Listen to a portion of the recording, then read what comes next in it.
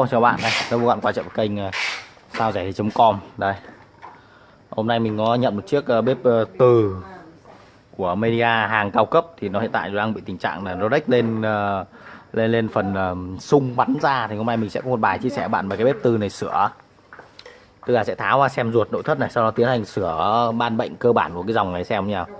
Media bếp rất là khủng luôn. Đây là dòng cơ bản của bếp từ Media thôi, nó chạy trên mặt mâm từ hoa rìu, nhưng mà cái nút phím bấm có là phím bấm cứng chứ không phải phím cảm ứng. Phím đời đầu, đời sau này họ đều dùng phím cảm ứng hết, đời đầu thì sẽ dùng phím cơ này. Bây giờ mọi người thì thích dùng phím cảm ứng hơn là dùng phím cơ, lau nó nhanh, nó sạch hơn. Cái mặt của nó trên này là mặt cường lực, chống nước, chống va đập luôn, và là chịu nhiệt để các bạn đặt nồi lên nóng nó không bị sao cả.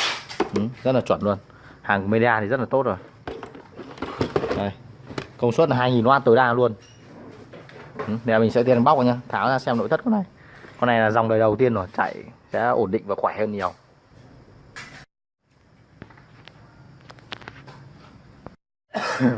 Đây là ruột bên trong của chiếc bếp từ Media bạn nhá. Bếp này thuộc phân khúc hàng cao cấp, thành ra bếp của nó làm rất là đẹp luôn. Mâm từ đây, mâm từ rất là rộng và cái lớp từ to, vòng từ rất là rộng luôn, và cái dây cho cái mâm từ rất là to luôn. Ở trong này chắc cái dán nó chui rồi. Đây bây giờ ta sẽ tháo tiếp cái này ra này, tháo tiếp khu dưới ra. Ở đây có một cái núm chỉnh băm sung ở đây, độ rộng của sung để chỉnh to nhỏ ở đây. Núm bấm ở trên thì vẫn còn rất là tốt, chưa hỏng. Dòng này dòng phổ biến thì sẽ dễ làm hơn. Mấy cái dòng đời mới bây giờ một số hàng không có hãng. Media là đời đầu, đời ngày xưa. Đây bóc cho bạn xem. Con này đang không từ bắn ra, không biết là bị sao đây. Hình như là nổ tụ hay sao. Tụ vẫn còn ngon đây. Dây dợ vẫn còn rất là mới. Cái bếp Media này thì thuộc dòng cao cấp, thành ra là họ phủ cả cái lớp kiểu như là sơn chống bị ăn mòn, tức là chống bị oxy hóa đây này. Đấy, những cái dòng đời trước mới có, đời mới bây giờ họ không có cái này đâu. Sơn ngày trước là hay nghịch bếp Media sửa lắm, nhưng sau này thôi hết rồi. Bây giờ nó ra các cái bo đời mới rồi, bo thay luôn rất là nhanh, đỡ mất công phải sửa nhỉ.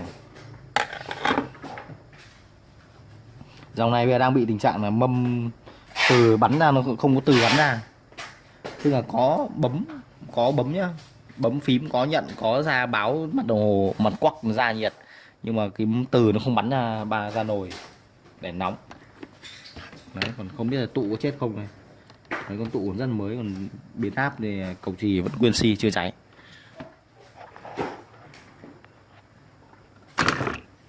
Những cái đồ này thường rất là bẩn, vì đồ nhà bếp dùng xong dầu mỡ bám nhiều lắm.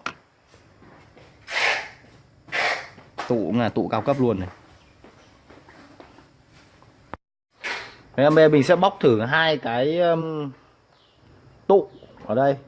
Hai tụ của một con 0.3 và một con 5mm để test thử xem là hai con này có lỗi không nha. Bởi vì bộ này đang không có băm sung thì các bạn sẽ dùng cái đồng hồ này, dùng cho mình gạt về nấc đo tụ nấc này, và sẽ kẹp hai que vào đây nhé, đo này. Nó sẽ báo ra cho các bạn xem. 5.2.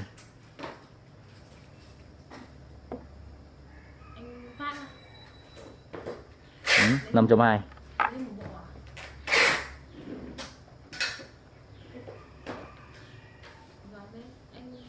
Anh cho em xin lại địa chỉ đi thì em